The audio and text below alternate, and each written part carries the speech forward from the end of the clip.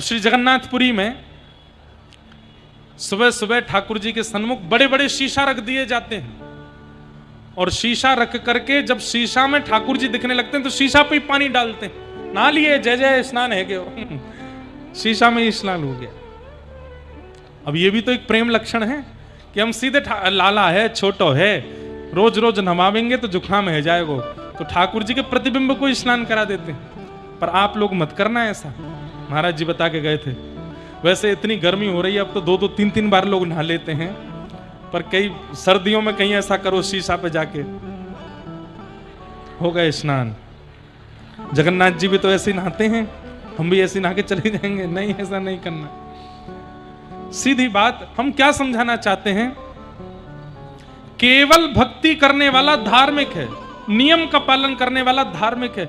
अरे महाराज, जनवरी दिसंबर का महीना, कड़ाके के कोहरे पड़ रहे हैं और सुबह सुबह 5 बजे घर के बड़े बूढ़े ओम नमः शिवाय, ओम नमः शिवाय, ओम नमः शिवाय, ठंडा ठंडा जल टोंटी का भर करके ले गए, शंकर जी पे जाके चढ़ा दिया, और जा करके महाराज हाथों में 5-5 चूड़ियां पहनी है, उसी से शंकर जी मल दिए और शंकर जी पे ऊपर। अच्छा एक बात, पंचामृत अभिषेक जो लोग कराते हैं, दूध डालिए, घी डालिए, शहद डालिए, दही डालिए, फिर जब शक्कर की बारी आती है उसमें ये चीनी मत डाला कीजिए, या तो बूरा का प्रयोग करो, या वास्तविक खांड की शक्कर। ठाकुर जी को लगना नहीं चाहिए।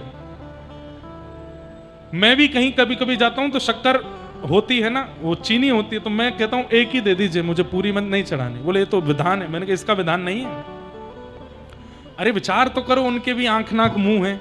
आप चीनी डाल करके जब रगड़ा करोगे तो कितने खोचे पड़ते होंगे, लेकिन लोग विचार नहीं करते। जहां विचार ना करके केवल नियम पालन किया जाए वो धर्म है, लेकिन वहां एक एक बात का ध्यान रखा जाए। एसी लगाओ, कूलर लगाओ। अभी जैसे गर्मी बहुत बढ़ गई, तो संपन्न है तो ठाकुर जी के मंदिर में एसी है, संपन्न नहीं भी हैं तो ठाकुर जी के मंदिर में बढ़िया छोटा कूलर है, उसमें पानी भर देते हैं। जय जय जैसे हमें वैसे हमारा मंदिर है।